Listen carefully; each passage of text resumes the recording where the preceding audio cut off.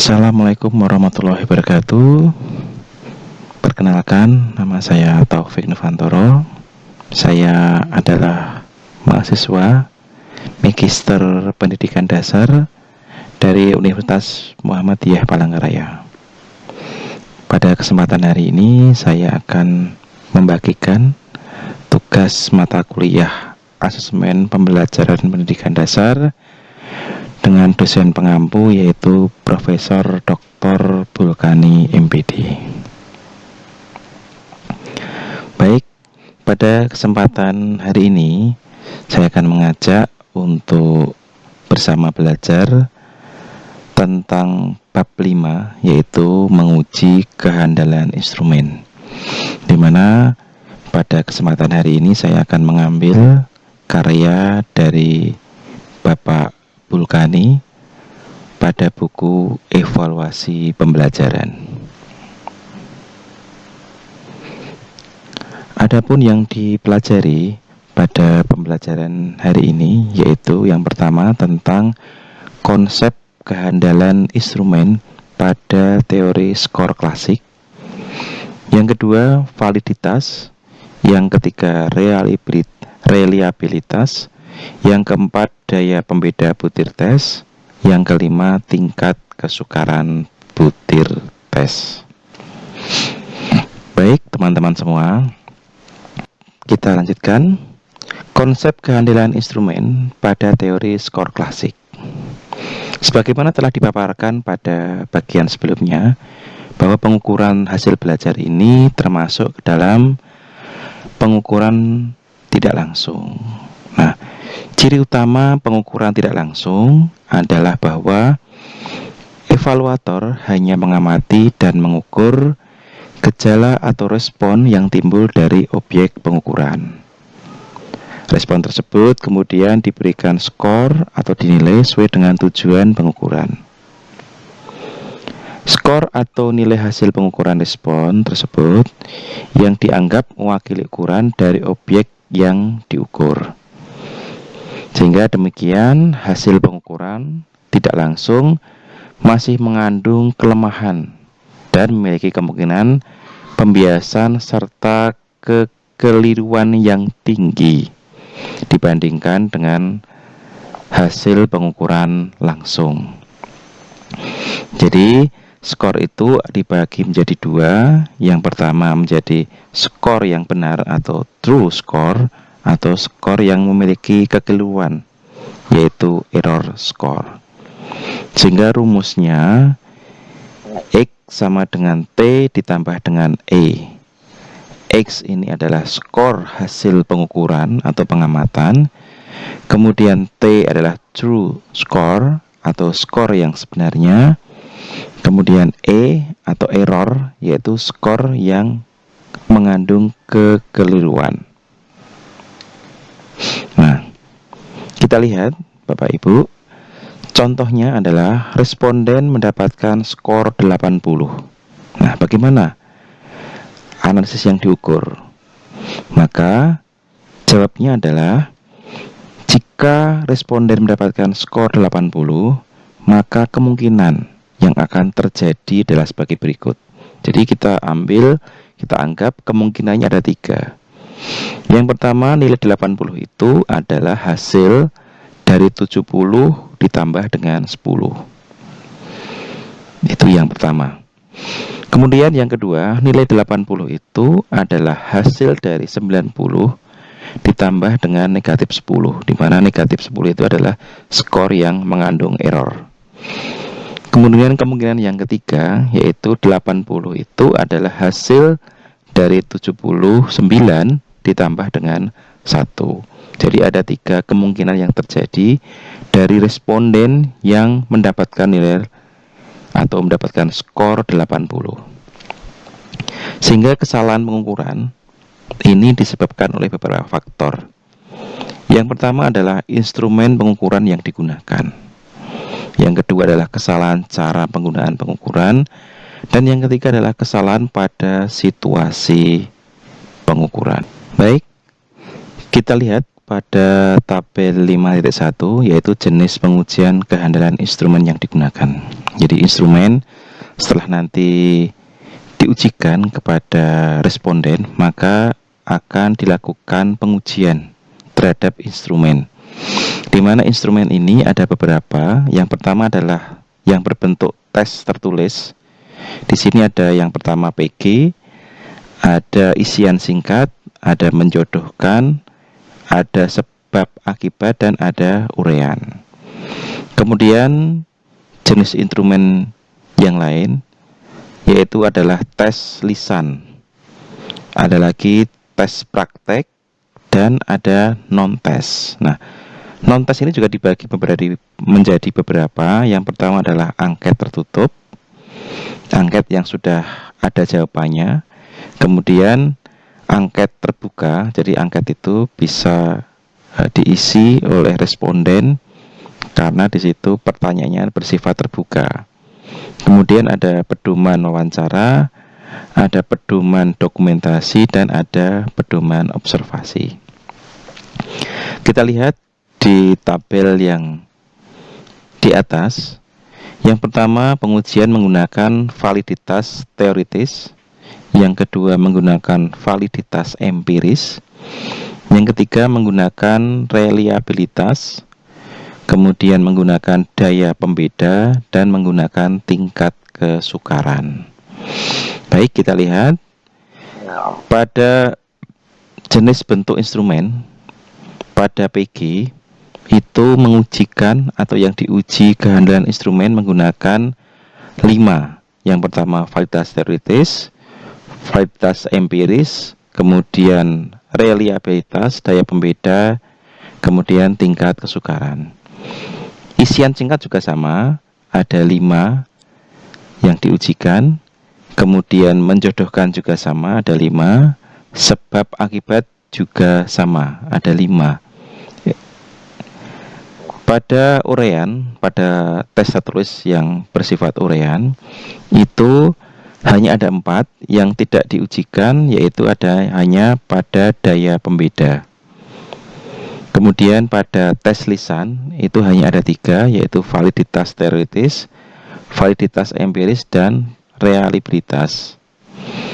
Pada tes praktik juga ada 3 yang diujikan. Jadi tes praktek dengan tes lisan ini sama, pengujiannya ada 3. Kemudian ada instrumen yang berbentuk non-tes.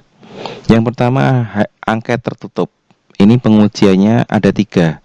Yang pertama validitas teoritis, yang kedua validitas empiris, dan yang ketiga adalah reliabilitas.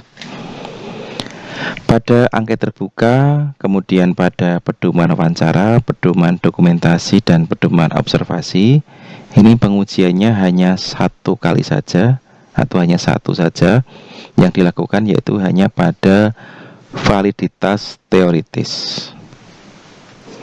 Kita lanjutkan sekarang tentang validitas. Jadi validitas itu berasal dari kata valid. Valid itu artinya sah atau absah. Validitas dapat diartikan sebagai tingkat keabsahan. Validitas instrumen diartikan sebagai tingkat keabsahan instrumen sebagai alat ukur.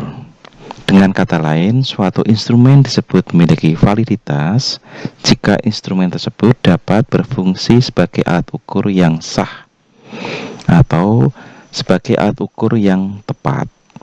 Instrumen yang valid adalah instrumen yang mampu mengukur secara tepat apa yang seharusnya diukur. Ini menurut Callahan dan Logan pada tahun 2021.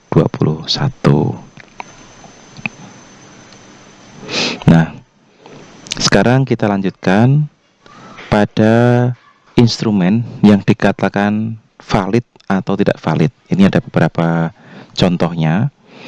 Yang pertama yang valid. Contoh instrumen yang valid yaitu yang pertama termometer yang digunakan sebagai alat ukur suhu. Kita lihat bahwa suhu itu diukur menggunakan termometer. Kemudian meteran yang digunakan untuk mengukur panjang meja. Yang ketiga, altimeter yang digunakan sebagai alat ukur ketinggian. Yang keempat, timbangan yang digunakan sebagai alat ukur berat. Jadi valid itu instrumen yang digunakan sesuai dengan alat ukurnya. Baik, kita lanjutkan sekarang tentang validitas yang tidak valid. Nah, contohnya ada sebagai berikut. Yang pertama, meteran yang digunakan untuk mengukur berat badan. Nah, tentunya ini agak janggal karena meteran itu biasanya untuk mengukur panjang. Kemudian, jengkalan tangan yang digunakan untuk mengukur panjang meja. Jengkalan tangan. Kenapa tidak valid? Karena tidak sama antara tangan milik si A atau si B, itu tidak sama. Atau setiap orang itu tidak bisa memiliki jengkalan tangan yang sama. Kemudian yang ketiga yaitu telapak tangan yang digunakan sebagai alat ukur suhu tubuh. Nah, ini juga tidak valid karena tidak bisa sama atau hanya menggunakan perasaan saja antara telapak tangan satu dengan telapak tangan yang lain atau orang satu dengan orang lain. Kemudian tongkat yang digunakan sebagai alat ukur jarak. Nah, ini juga tidak tepat gitu. Sehingga dari contoh di atas tampak bahwa validitas juga mengacu pada kecocokan antara instrumen yang digunakan sebagai alat ukur dengan karakteristik objek yang diukur. Jadi kalau meteran merupakan yang valid digunakan untuk mengukur panjang meja. Tapi jelas tidak valid jika digunakan untuk mengukur berat badan. Demikian pula sebaliknya.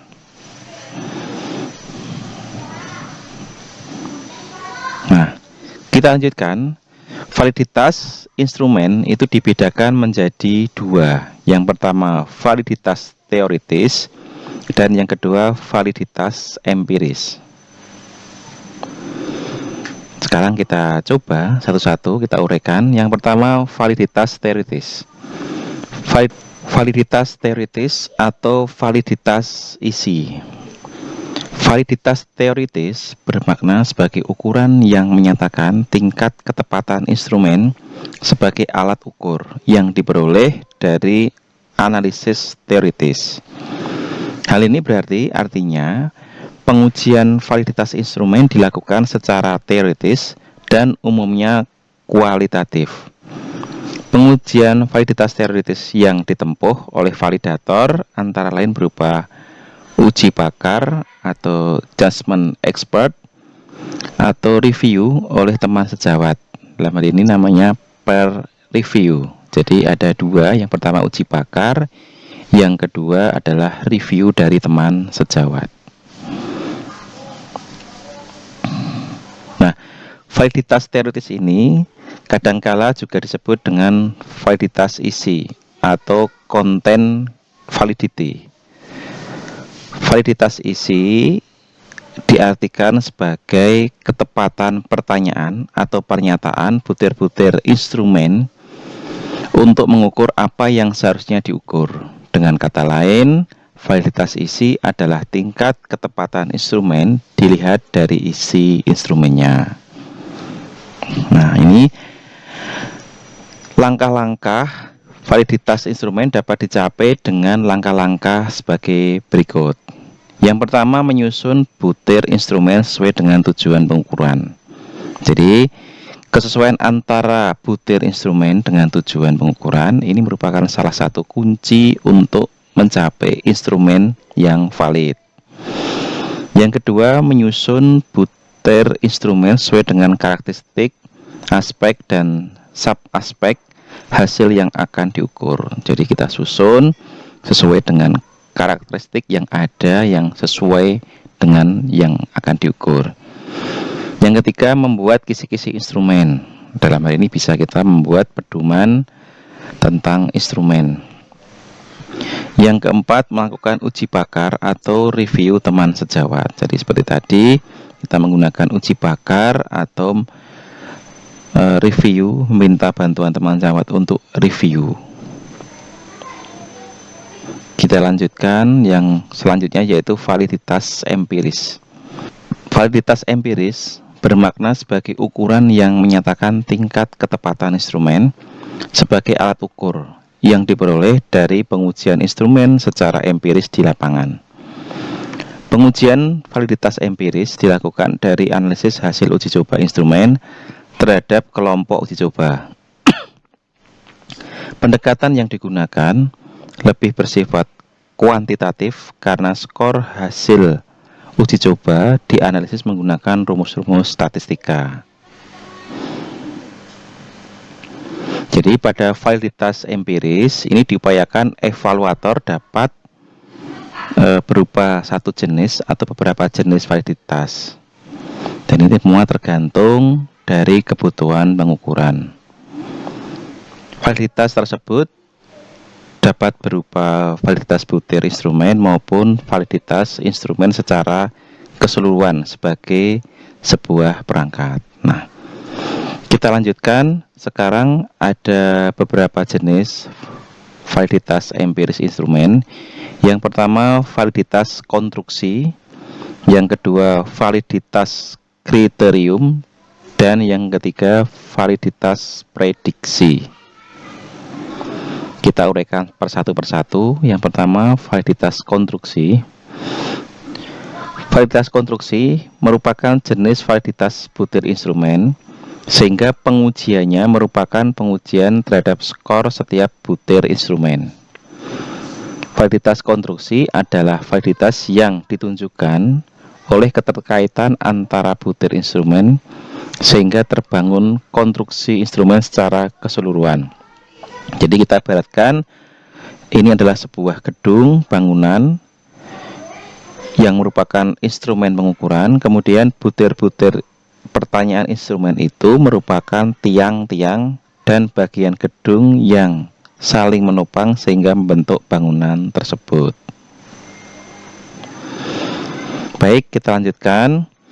Sekarang kita lihat pada telaah menggunakan tabel R. Jadi yang kita gunakan nanti adalah tabel R, kemudian rumusnya untuk menguji validitas konstruksi menggunakan rumus korelasi product moment sebagaimana yang ditulis oleh Glass and Hopkins. Nah, rumusnya sebagai berikut. Di sini adalah R itu merupakan koefisien korelasi butir diuji setiap terhadap skor total. Kemudian X itu merupakan skor butir instrumen yang diuji validitasnya. Y itu skor total dari keseluruhan butir instrumen. Kemudian N adalah jumlah peserta tes atau responden. Jadi rumusnya adalah R itu sama dengan N sigma XY dikurangi sigma X dikali dengan sigma Y dibagi dengan akar dari N sigma X pangkat 2 dikurangi dengan sigma X pangkat 2 dikalikan dengan N sigma Y pangkat 2 dikurangi dengan sigma Y dipangkatkan 2. Sehingga menggunakan rumus tersebut kita bisa mengetahui uji validitas konstruksi. Kemudian menggunakan taraf signifikasi 5% dan derajat bebas N dikurangi 2. Nah, aturannya yaitu apabila instrumen valid, maka R itu lebih besar dari R tabel pada taraf signifikasi dan derajat bebas tertentu. Kemudian apabila butir tidak valid, dapat dinyatakan R itu lebih kecil atau sama dengan R yang ada di tabel. Jadi kalau R-nya itu lebih besar daripada R tabel, maka tarafnya signifikasi atau valid. Kemudian kalau R itu kurang dari atau sama dengan R, maka butir tersebut tidak valid. Nah, pada tabel di samping ini bisa kita lihat derajat signifikasi. Kita menggunakan signifikasi untuk uji dua arah menggunakan 5% atau 0,05. Sehingga nanti tinggal diturunkan ke bawah, nanti hasilnya akan ketemu begitu. Nah, ini adalah contoh perhitungan. Contohnya di sini ada responden dengan jumlah 25 orang. Kemudian skor tiap butirnya ini, skor butir soalnya itu ada 10. Setelah dilakukan uji coba tes dengan menggunakan metode pilihan ganda, maka diperoleh skor tiap butir untuk responden yang pertama 7, kemudian dan seterusnya, diperoleh jumlah skor totalnya yaitu 171. Kemudian kita analisis menggunakan tabel untuk mempermudah kita menemukan dari rumus korelasi tadi. Yang pertama, menggunakan tabel X, menggunakan tabel X pangkat 2, menggunakan total Y, kemudian menggunakan Y pangkat 2, dan menggunakan XY atau dikalikan antara X dengan Y, sehingga diperoleh nilai X yaitu atau sigma X total dari nilai X yaitu 21, total dari nilai X pangkat 2 atau sigma X pangkat 2 yaitu 21, total dari Y atau sigma Y 171, total dari Y pangkat 2 atau sigma Y pangkat 2 1209, kemudian total dari nilai XY, X dikalikan dengan total Y itu yaitu atau sigma XY yaitu 145, dan N atau jumlah responden yaitu 25. Nah, dari sini kita masukkan rumus yang ada tadi. Kita lihat di rumus yang ada di tengah ini menunjukkan bahwa setelah dilakukan perhitungan, maka nilainya R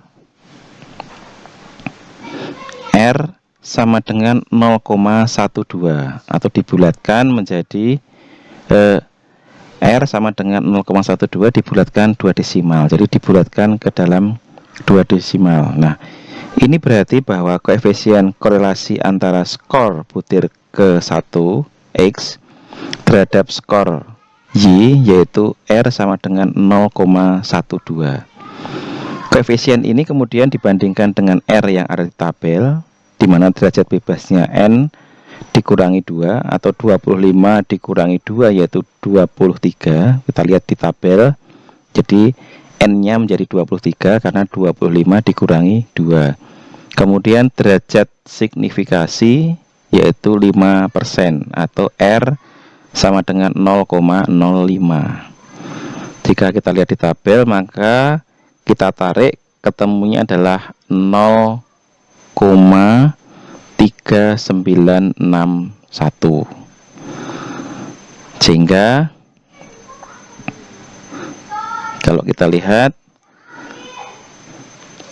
butirnya tadi, butir 1 itu hasilnya adalah 0,12 dengan perbandingan tabel tadi 0,391, sehingga tabelnya ini berada di bawah nilai tabel sehingga tidak valid. Kemudian butir yang kedua itu nilai R-nya 0,42 dengan perbandingan di tabel 0,391, sehingga karena dia lebih dari R tabel maka hasilnya valid. Butir ketiga juga sama, dengan melakukan perhitungan yang sama tadi diperoleh butir yang ketiga hasilnya 0,56. R tabelnya 0,391 sehingga lebih dari R tabel maka hasilnya valid. Nah, dengan melakukan perhitungan yang sama maka dapat kita simpulkan bahwa butir 2, butir 3, butir 5, kemudian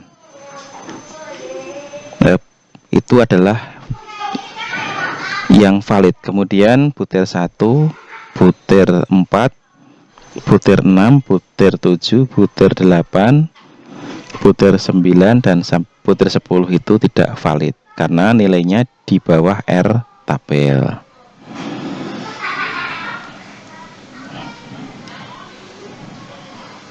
Nah, sekarang kita lanjutkan yang selanjutnya, yaitu validitas kriterium.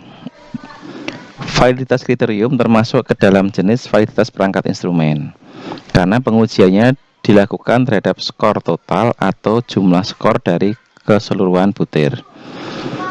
Validitas kriterium adalah tingkat ketepatan instrumen jika dibandingkan dengan kriteria tertentu.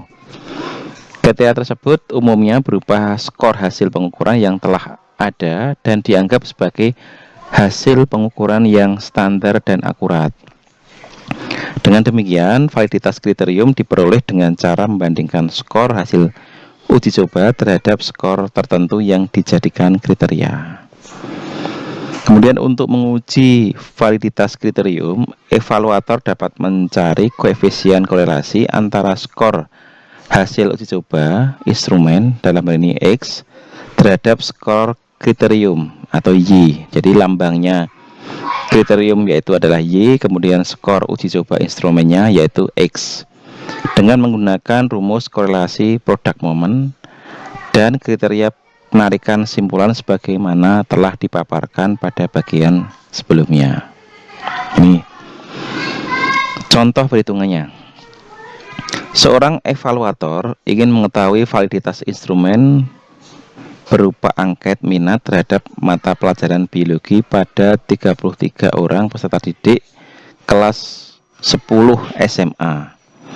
Pada 3 bulan sebelumnya, seorang peneliti juga telah mengukur minat terhadap mata pelajaran biologi pada peserta didik yang sama. Angket yang digunakan peneliti tersebut telah diuji coba sebelumnya, sehingga ia memperoleh butir-butir angket yang handal, akurat, dan konsisten. Dengan demikian, evaluator dapat menggunakan skor hasil angket minat terdahulu sebagai kriterium atau Y. Sebaran skor hasil pengukuran menggunakan angket oleh evaluator itu X. Dan sebaran skor kriteriumnya atau Y adalah sebagai berikut. Baik, kita lihat untuk analisis jawabannya.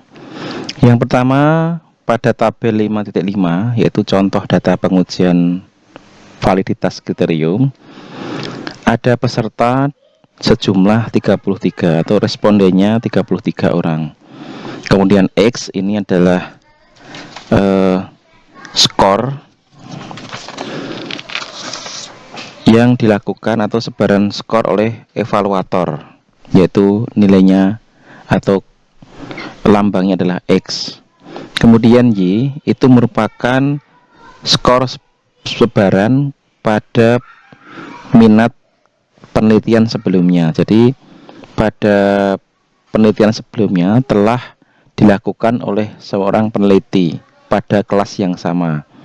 Nah, ini juga dijadikan sebagai sebaran skor kriterium atau Y, sehingga tabelnya menjadi X dengan Y. Kita lihat pada tabel 5.6 yaitu contoh tabel analisis validitas kriterium, di mana X dan Y itu kemudian ditambah lagi tabelnya menjadi X pangkat 2, Y pangkat 2, dan XY atau variabel X dikalikan dengan Y. Sehingga bisa kita ketahui dari tabel tersebut bahwa jumlah total X atau sigma X adalah 1245. Kemudian jumlah total dari X pangkat 2 atau sigma X pangkat 2 yaitu 47.839. Kemudian jumlah total dari Y atau sigma Y yaitu 1222. Jumlah total dari Y pangkat 2 atau sigma Y pangkat 2 yaitu 46.312. Hasil dari nilai XY di jumlah total atau sigma XY yaitu 46.771, dan untuk respondennya tetap yaitu jumlahnya 33. Selanjutnya koefisien korelasi tersebut dilakukan dengan rumus product moment sehingga R diperoleh nilai R yaitu 0,70. Dalam hal ini dibulatkan 2 desimal atau pembulatan 2 angka di belakang koma.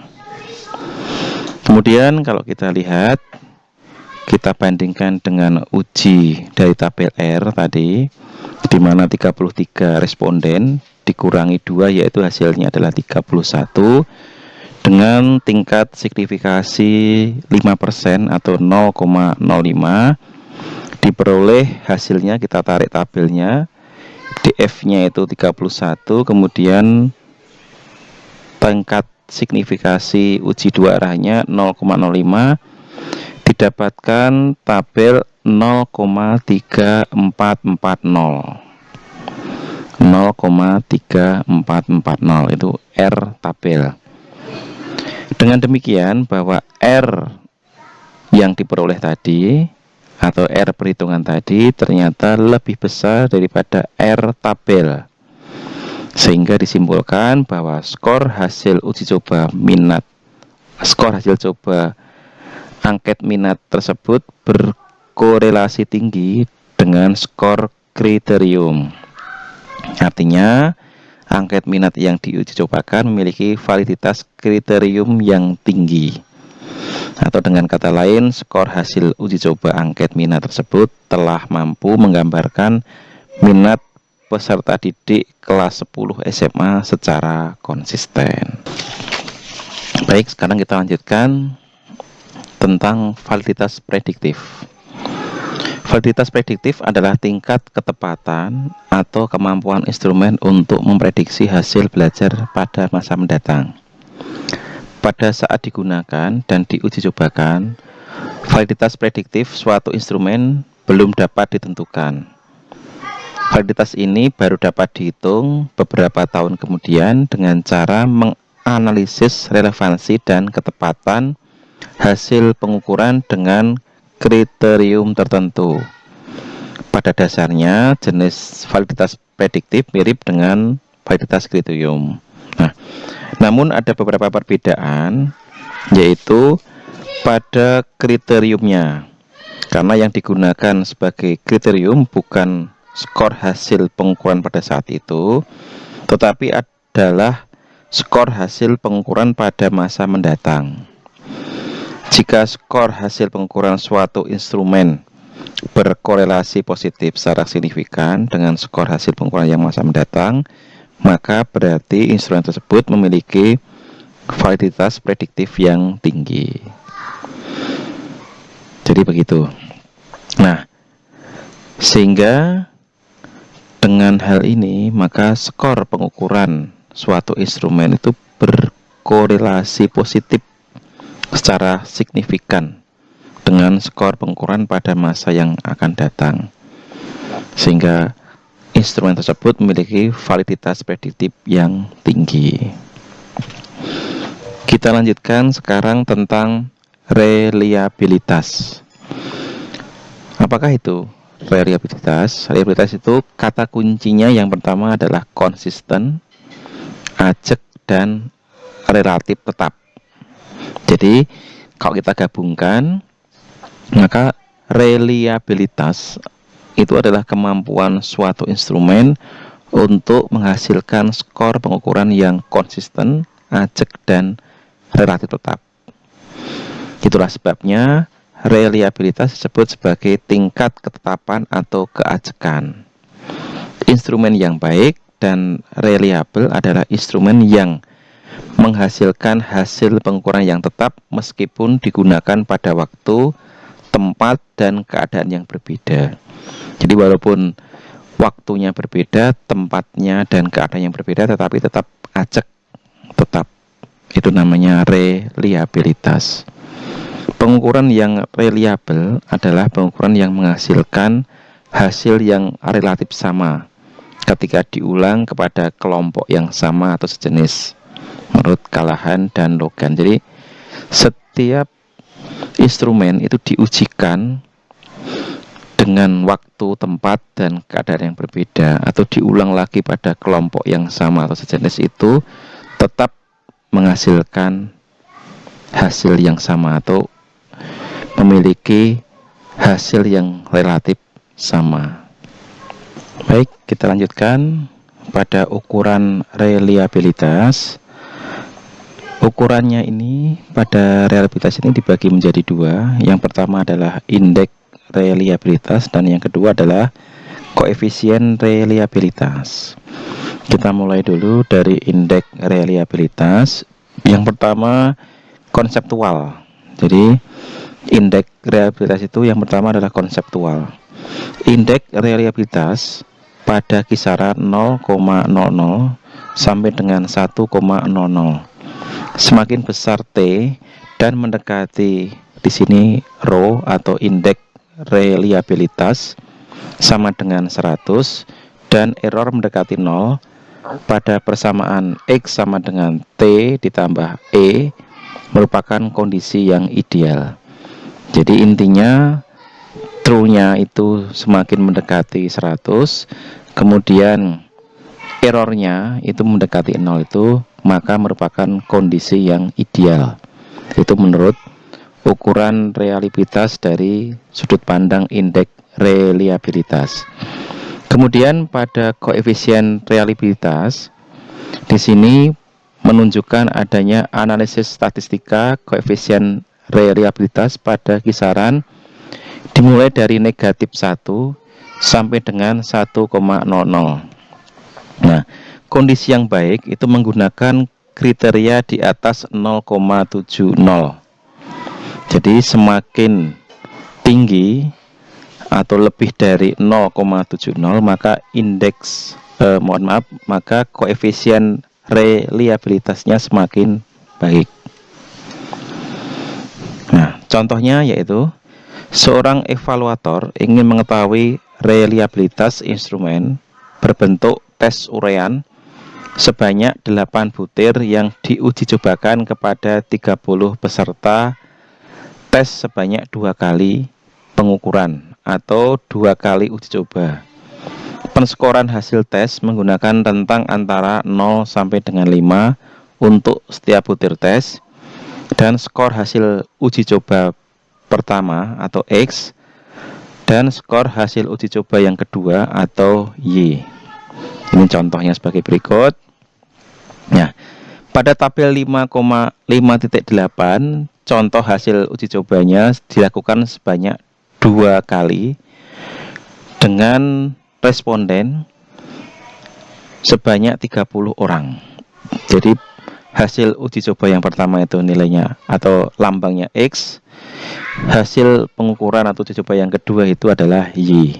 Nah, setelah dilakukan pengujian, maka kemudian tabel tersebut dianalisis menggunakan korelasi untuk mengukur hasil pengukuran yang pertama dan yang kedua, sehingga didapatkan dari tabel X dan Y tadi dikembangkan menjadi X pangkat 2, kemudian Y pangkat 2, dan hasil perkalian X dan Y. Nah, dari hasil tersebut kemudian digunakan teknik R product moment sehingga menghasilkan R-nya yaitu 0,74 dengan pembulatan 2 angka di belakang koma, 0,74. Baik, kita lanjutkan. Kalau tadi adalah kita belajar menggunakan teknik pengukuran berulang, sekarang kita akan menyelesaikan perhitungan menggunakan teknik Spearman-Brown. Jadi begini, ada contohnya di sini. Misalkan kita akan mencari koefisien reliabilitas angket berskala Likert sebanyak 10 butir dengan skala penskoran antara 1 sampai dengan 5 kepada 25 orang responden dengan sebaran skor uji coba sebagai berikut. Jadi di sini kita akan mencoba menyelesaikan analisis dari koefisien reliabilitas menggunakan teknik Spearman-Brown. Nah, pada tabel 5.11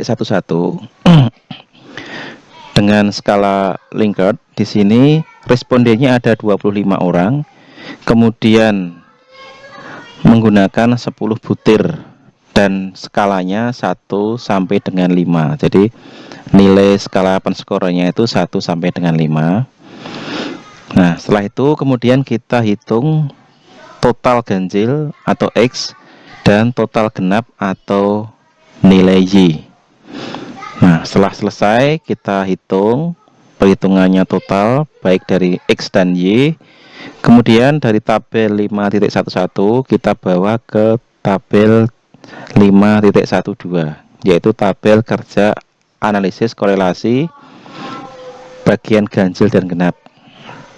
Kita hitung dari pengembangan tabel XY tadi, kemudian kita buat tabel di sampingnya yaitu X pangkat 2, Y pangkat 2 dan X kali Y.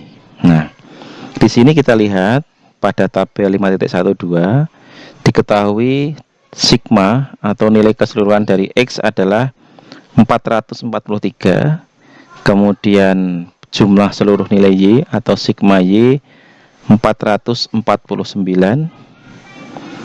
Kita besarkan dulu.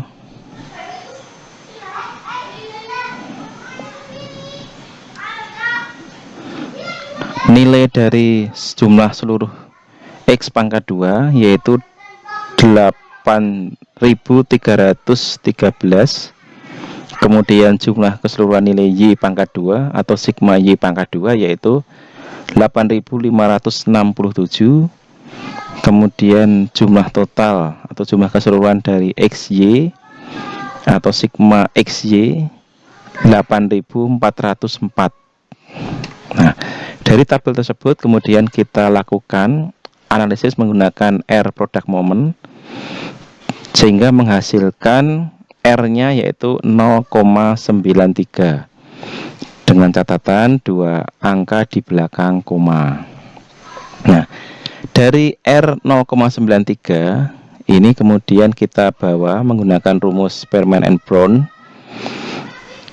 yaitu R sama dengan 2 R12 dibagi dengan 1 ditambah R12 sehingga menghasilkan R sama dengan 2 kali 0,93 dibagi dengan 1 ditambah 0,93.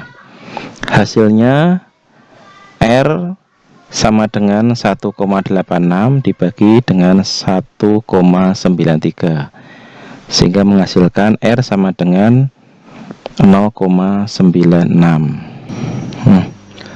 Dengan demikian diperoleh koefisien reliabilitas angket yang diuji cobakan adalah 0,96. Koefisien reliabilitas ini cenderung lebih tinggi dari koefisien korelasi antar bagian genap dan ganjil sebagaimana yang telah dihitung. Oke, sekarang kita lanjutkan menghitung menggunakan teknik Alpha-Cronbach. Nah, di sini contohnya, kita langsung ke contohnya. Seorang evaluator ingin mengetahui koefisien reliabilitas berbentuk tes urean sebanyak 6 butir yang diuji cobakan kepada 30 orang peserta tes. Dengan penskoran setiap butir tes adalah rentangnya itu 0 sampai dengan 5. Nah, datanya sebagai berikut menggunakan data 5.13. Ini adalah hasil pengujian uji coba tes menggunakan analisis Alpha-Cronbach. Nah, di sini ada 30 orang peserta atau responden, kemudian perhitungannya dari X1 sampai dengan 6 atau 6 butir soal yang sudah diuji cobakan. Nah, dari tabel ini kemudian dikembangkan menjadi tabel 5.14 atau pengembangan dari tabel 5.13. Pada tabel ini X1 tadi kemudian dilanjutkan menjadi X1 pangkat 2 atau dikuadratkan. X2 atau butir kedua kemudian hasilnya juga dikuadratkan sampai dengan X6 atau butir yang ke-6. Kemudian dari total tadi juga dikuadratkan dari nilai hasil Y tadi menjadi Y pangkat 2. Nah, sehingga kita lihat di sini hasilnya X1 ini nilainya 99 atau jumlah atau sigma X1 nilainya 99. Kemudian sigma atau jumlah dari X1 pangkat 2 itu 343. Pada X2 jumlah totalnya 87.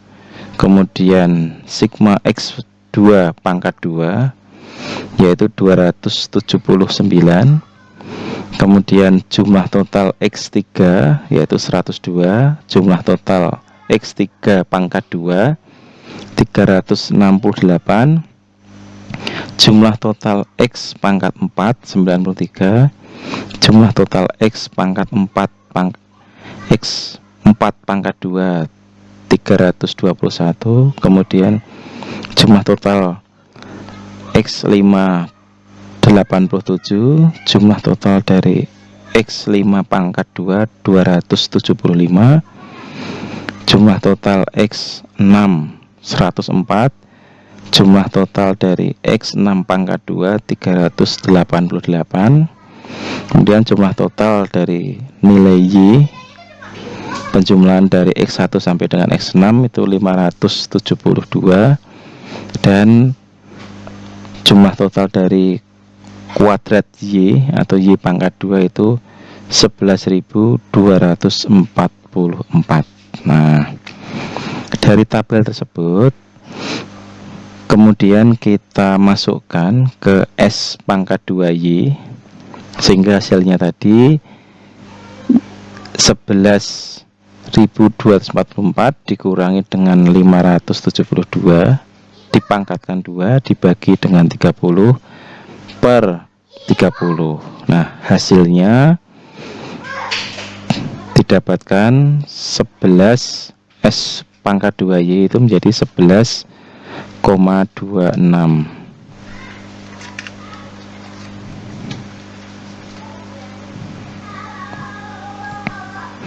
Kita lanjutkan pada variasi butir S1 S pangkat 21 itu adalah butir yang pertama. 343 dikurangi dengan 99 dikuadratkan dibagi dengan 30 dibagi dengan 30 hasilnya 0,54. Pada S2 dilakukan perhitungan yang sama pada butir yang kedua menghasilkan 0,89. Pada butir yang ketiga menghasilkan 0,71. Pada butir yang keempat menghasilkan 1,09. Pada butir yang kelima menghasilkan 0,76. Pada butir yang keenam menghasilkan 0,92. Dengan demikian kita hitung menggunakan koefisien reliabilitas alfa kompleks sehingga hasilnya didapatkan dari perhitungan tadi hasilnya adalah 0,68. Nah, ini adalah perhitungan koefisien dari alfa kompleks. Kita lanjutkan pada teknik selanjutnya yaitu teknik Kudder-Richardson 20 atau disingkat KR20.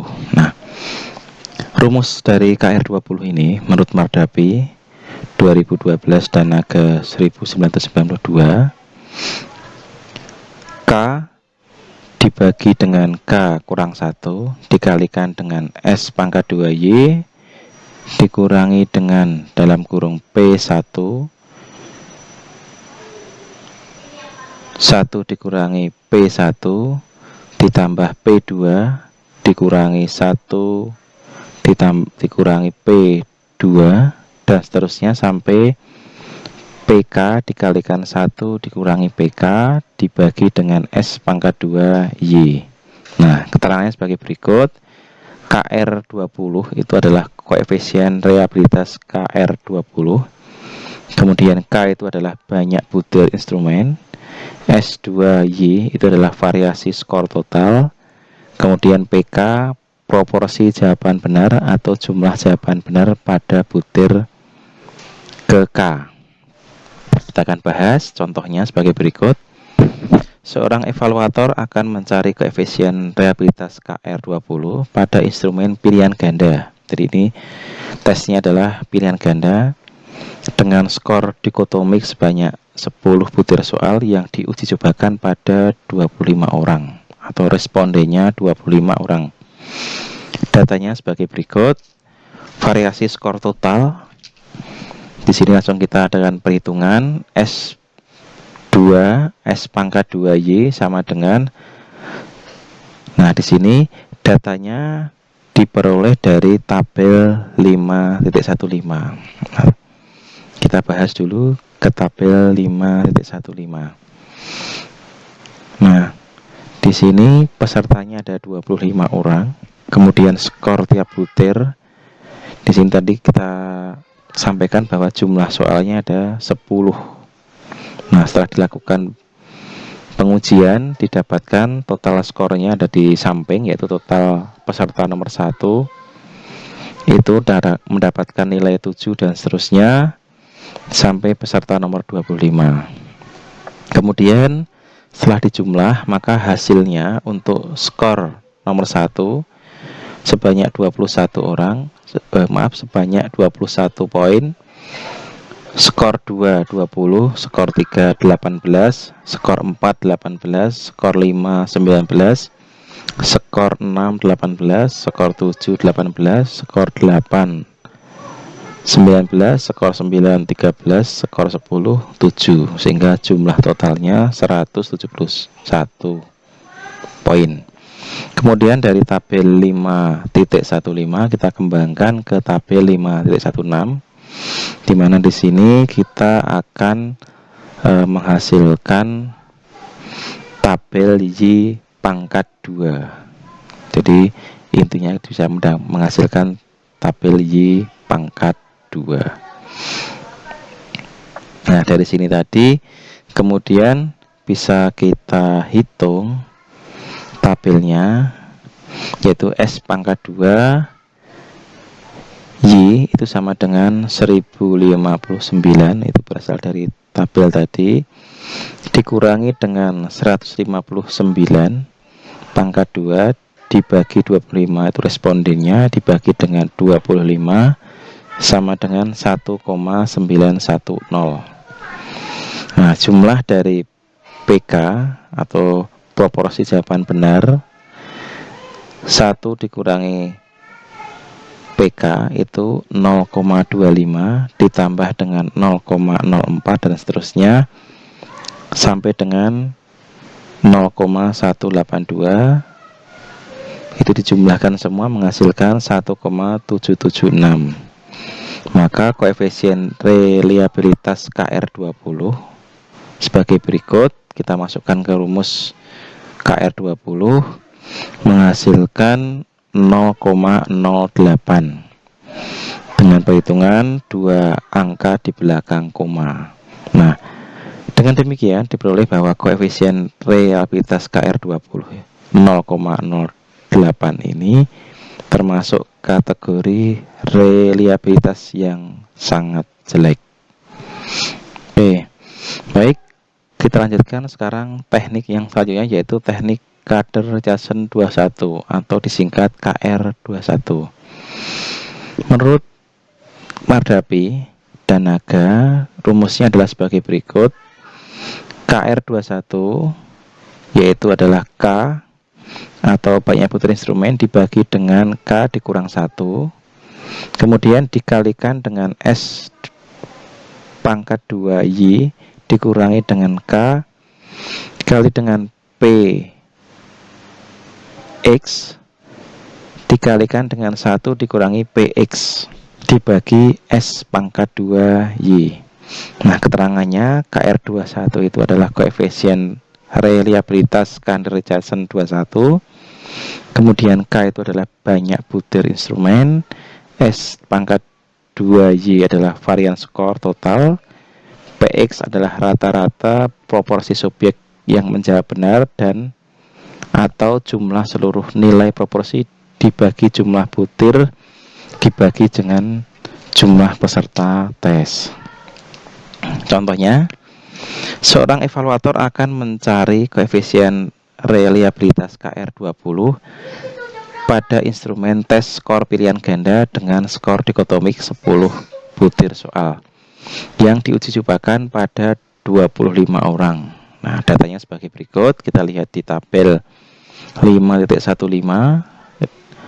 Jumlah respondennya di situ 25, kemudian butir soalnya ada 10. Kemudian dari tabel 5.15 dikembangkan ke tabel 5.16. Itu hampir sama dengan KR20 tadi. Hanya di sini ada beberapa hal yang berbeda, yaitu setelah dilakukan analisis menggunakan rumus KR21 diperoleh nilainya adalah negatif 0,24.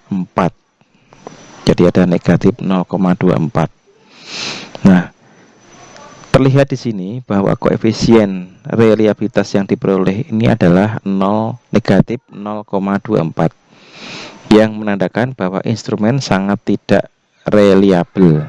Selain itu, koefisien reliabilitas yang diperoleh menggunakan KR21 cenderung lebih rendah dibandingkan dengan KR20. Nah, jadi dengan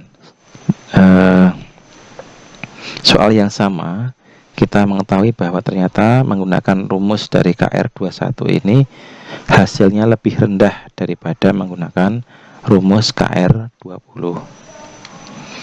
Oke, kita lanjutkan sekarang karakter reliabilitas. Nah, tadi sudah kita membahas tentang contoh-contoh, kemudian cara menyelesaikannya menggunakan berbagai teknik. Di sini bisa kita tarik karakteristik dari setiap teknik pengukuran. Yang pertama, jenis reliabilitas. Yang pertama menggunakan teknik pengukuran berulang. Karakteristiknya yang digunakan yaitu digunakan jika evaluator melakukan pengukuran 2 kali atau lebih menggunakan instrumen yang sama terhadap peserta yang sama.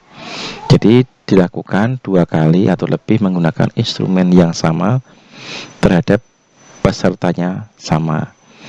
Dapat digunakan untuk mencari koefisien reliabilitas pada hasil uji coba tes maupun non-tes. Jadi bisa digunakan pada uji coba tes maupun non-tes. Kemudian jenis Spearman and Brown. Di sini karakteristiknya yaitu digunakan jika skor hasil pengukuran dibelah menjadi 2 bagian. Misalnya belahan butir nomor ganjil dan butir genap. Yang kedua, membutuhkan asumsi bahwa kedua belahan harus homogen, unidimensi, memiliki variasi yang tidak jauh berbeda. Yang ketiga, dapat menggambarkan konsistensi internal instrumen. Selanjutnya, dapat digunakan untuk mencari koefisien reliabilitas pada hasil coba instrumen berupa tes maupun non-tes. Yang selanjutnya, hasil perhitungan cenderung overestimate. Nah, di sini. Kemudian kita lanjutkan ke alpha Cronbach. Digunakan jika skor hasil pengukuran tidak dapat dibelah menjadi 2 bagian karena tidak memiliki variasi yang sama atau tidak cukup bukti belahan skor hasil pengukuran adalah paralel dan homogen. Dapat digunakan untuk mencari koefisien reliabilitas pada hasil uji coba instrumen berupa tes maupun non-tes. Kemudian dapat menggambarkan konsistensi internal instrumen. hasil perhitungan cenderung underestimate. Kemudian dapat digunakan untuk analisis reliabilitas instrumen berbentuk tes maupun non-tes, khususnya pada penskoran non-dikotomik. Kita lanjutkan karakteristik KR20.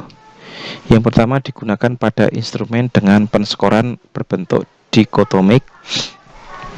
Perhitungan didasarkan pada proporsi atau jumlah jawaban benar pada butir instrumen. Yang terakhir, KR21, karakteristiknya digunakan pada instrumen dengan penskoran berbentuk dikotomik. Kemudian perhitungan didasarkan pada rata-rata proporsi atau rata-rata jawaban benar pada butir instrumen. Nah, di sini ada peningkatan koefisien akibat penambahan jumlah butir. Jadi kita akan lihat bahwa apabila butirnya ditambah atau ada terjadi penambahan jumlah butir, maka bagaimana? Nah, di sini menggunakan rumus dari Spearman and Brown. R aksen sama dengan R besar kali dengan R dibagi dengan 1 ditambah R besar dikurangi 1 kali R, di mana R besar atau R kapital di sini adalah hasil dari KR ditambah dengan KA dibagi dengan KA. Nah, keterangannya sebagai berikut. R aksen yaitu koefisien reliabilitas setelah penambahan butir. Kemudian R tadi yang besar tadi adalah koefisien reliabilitas sebelum penambahan butir. Kemudian rasio jumlah butir setelah dan sebelum penambahan butir. KA itu adalah banyaknya butir awal atau sebelum ditambahkan. KR adalah banyaknya butir yang ditambahkan. Contoh, kita akan menambahkan sebanyak 10 butir tes terhadap perangkat tes yang semula berjumlah 30 butir sehingga menjadi 40 butir tes. Nah, jadi mula-mula itu adalah 30, kemudian kita tambahkan 10 menjadi 40 butir tes. Nah, jika koefisien reliabilitas pada awalnya adalah 0,75, maka koefisien reliabilitas setelah penambahan butir adalah berapa? Oke, kita tambahkan menggunakan rumus yang tadi. Dapat diketahui bahwa R aksen itu adalah 0,80 dengan 2 angka di belakang koma. Jadi nampak perhitungannya bahwa ada peningkatan koefisien yang semula tadi 0,75 menjadi 0,80 setelah ada penambahan 10 butir. Nah, rumus tersebut juga dapat digunakan untuk memprediksi butir yang kita tambahkan untuk mencapai koefisien yang diinginkan. Nah, di sini ada lagi tentang prediksi jika kita menambahkan, yaitu R besar atau R kapital. R besar atau kapital sama dengan R aksen dikali dengan 1 dikurangi R dibagi dengan R dikali 1 dikurangi R aksen. Nah, keterangan di sini adalah R kapital atau R besar yaitu rasio jumlah butir setelah dan sebelum penambahan butir. R aksen adalah koefisien reliabilitas setelah penambahan butir dan R kecil adalah koefisien reliabilitas sebelum penambahan butir. Oke. Contohnya di sini. Kita akan memiliki instrumen sebanyak 30 butir dengan koefisien 0,75. Jika kita menginginkan peningkatan koefisien instrumen tersebut menjadi 0,80, maka rasio antara jumlah butir setelah dan sebelum adalah berapa? Nah, ini adalah contoh seperti yang tadi adanya penjumlahan butir. Nah, sekarang ini kita akan memprediksi berapa butir yang ditambahkan sehingga koefisiennya meningkat dari 0,75 menjadi 0,80. Nah, dengan menggunakan rumus yang tadi, kita masukkan semua angkanya sehingga menghasilkan R kapital itu adalah 1,33 atau 4/3. Nah, maka jumlah butir yang ditambahkan, kita kembalikan ke rumusnya tadi, KR sama dengan KA dikalikan dalam kurung R dikurangi 1. KR sama dengan KA-nya tadi ada 30, atau butir awal ada 30, kemudian R itu R kapital itu adalah hasilnya tadi 4,3 dikurangi 1. KR itu sama dengan 30. Nah, 4/3 dikurangi 1 itu hasilnya 1/3. Nah, dilanjutkan 1/3 itu sama dengan 0,33 jika dibuat dalam bentuk desimal, sehingga hasilnya KR adalah 10 butir. Jadi sama, ini dibalik-balik sama hasilnya. Sekarang daya pembeda butir tes. Daya pembeda adalah kemampuan instrumen untuk membedakan antara responden yang menjawab benar dengan responden yang menjawab salah. Karena hal ini berkaitan dengan kemampuan menjawab benar dan salah, maka daya pembeda atau DP hanya berlaku pada instrumen berbentuk tes, khususnya untuk penskoran berbentuk dikotomik yang membutuhkan penskoran dengan nilai kebenaran mutlak. Contohnya adalah soal tes berbentuk pilihan ganda dan isian singkat. Sedangkan untuk tes dengan penskoran non-dikotomik seperti tes urean, nilai kebenaran jawaban tes lebih bersifat relatif dan tidak mutlak, sehingga perhitungan DP menjadi kurang akurat. Pembeda pada hal ini dibedakan menjadi dua. Yang pertama kelompok upper, yang kedua adalah kelompok lower. Kelompok upper adalah kelompok dengan skor yang paling tinggi. Nah, dari kelompok upper ini akan diambil 27%. Kemudian kelompok lower adalah kelompok dengan skor yang paling rendah. Ini juga diambil 27%. Jadi setelah kita mengambil data, kemudian kita urutkan datanya dari skor yang paling tinggi dan yang paling rendah.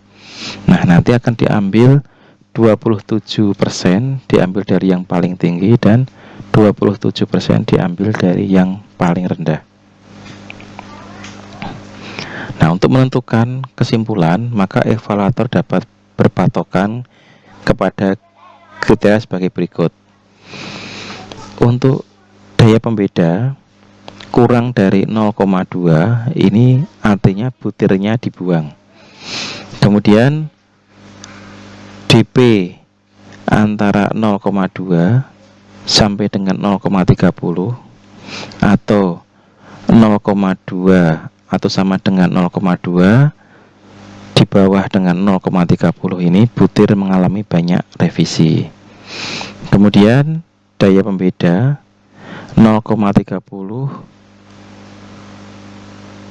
sampai dengan 0,40 atau 0,30 sama dengan 0,30 sampai dengan 0,40 ini mengalami banyak atau mengalami sedikit revisi. Kemudian daya pembeda di atas atau sama dengan 0,40 ini butir memuaskan tanpa perlu revisi. Nah, dari sini biasanya evaluator akan beranggapan bahwa suatu daya pembeda butir dianggap baik apabila DP-nya di atas atau sama dengan 0,30, meskipun nantinya akan memerlukan beberapa revisi. Nah, ini adalah contoh perhitungan dari daya pembeda. Diketahui seorang evaluator akan menghitung daya pembeda butir tes pilihan ganda sebanyak 10 butir yang diuji cobakan kepada 30 orang peserta. Nah, hasilnya adalah pada tabel 5.18 pesertanya ada 30 atau responnya ada 30, kemudian butir soalnya ada 10. Nah, setelah dilakukan uji coba maka menghasilkan data sebagai berikut. Kemudian dari hasil tersebut maka akan diambil 27% dari nilai tertinggi setelah diurutkan. Kemudian diambil lagi 27% dari jumlah yang ada. Nah, di sini karena datanya respondennya ada 30, maka uppernya 27% kali 30 sama dengan 8. Kemudian lowernya juga sama, 27% kali 30 sama dengan 8. Nah, di tabel ini bisa kita lihat ada 8 responden dengan nilai yang tertinggi dan ada 8 responden dengan nilai yang terendah. Nah, dari tabel tersebut maka daya pembeda masing-masing butir adalah sebagai berikut. Yang pertama daya pembeda 1, karena ini ada butirnya ada 10, maka akan dilakukan pengujian sampai dengan 10 butir. dP 1 atau daya pembeda pada butir yang pertama yang ke-1 yaitu 7 dikurangi 3 dibagi 8 ditambah 8. Nah, hasilnya adalah 0,25. Nah, 0,25 itu berarti tadi dalam rentang masih perlu banyak revisi.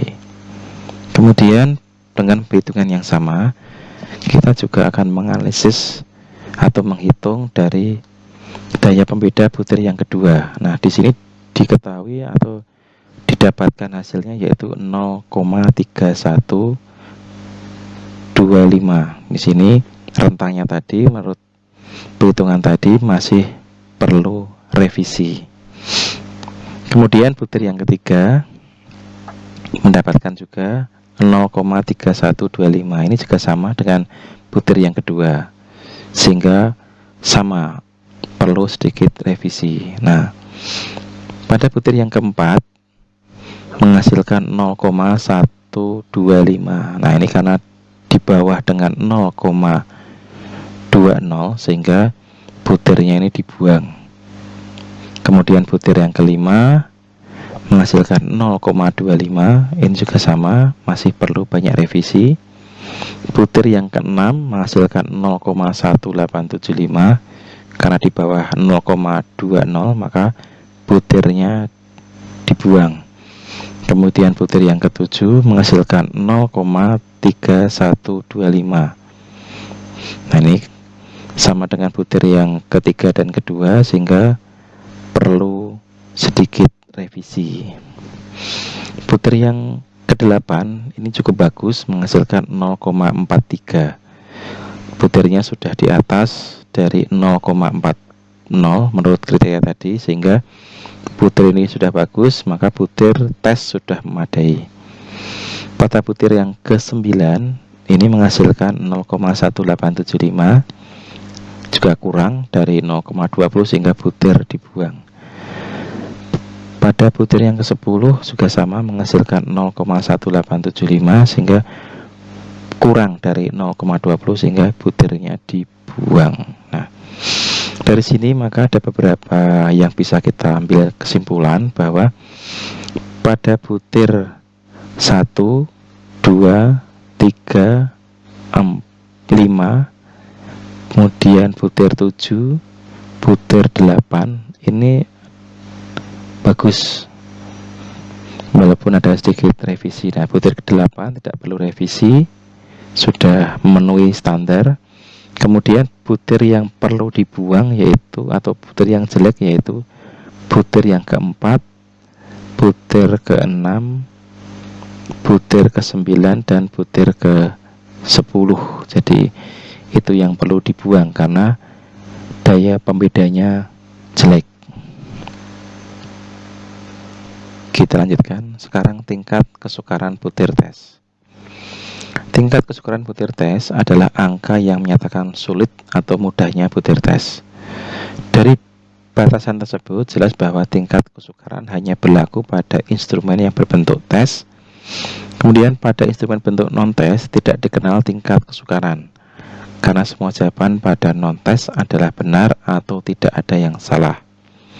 Sama dengan daya pembeda butir tes, maka tingkat kesukaran butir tes umumnya juga hanya berlaku pada butir tes yang jawabannya berbentuk skor dikotomik. Karena pola jawaban dikotomik memiliki skor yang kebenarannya mutlak. Dan evaluator dapat berpatokan pada kriteria yang dikembangkan oleh Naga tahun 1997, di mana dikatakan baik, yaitu rentangnya tingkat kesukaran antara 0,33 atau sama dengan 0,33 sampai dengan 0,67 atau sama dengan 0,67. Kemudian dianggap sulit atau sukar jika tingkat kesukarannya kurang dari 0,33 dan dianggap mudah apabila tingkat kesukaran itu di atas 0,67. Baik, kita lihat di sini adalah contoh perhitungannya. Jika diketahui respondennya ada 30, kemudian butir soalnya ada 10. Pada tabel 5.20 kita lihat di sini jumlah total dari butir 1 itu adalah 20, butir 2 19, butir 3 18, butir 4 18, butir 5 16, butir 6 11, butir 7 16, butir 8 15, butir 9 20 dan butir 10 14. Nah, dari sini kemudian kita analisis menggunakan rumus tingkat kesukaran TK1 atau tingkat kesukaran butir yang pertama atau 1 adalah 20 dibagi dengan banyaknya responden, nah, menghasilkan 0,67. Nah, menurut kriteria tadi, maka masuk dalam kategori tingkat kesukaran sedang.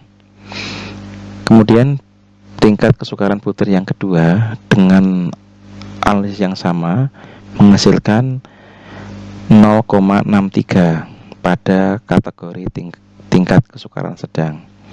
Pada butir yang ketiga menghasilkan 0,60 menghasilkan atau tingkat kesukaran sedang. Butir yang keempat menghasilkan 0,60 sama tingkat kesukaran sedang.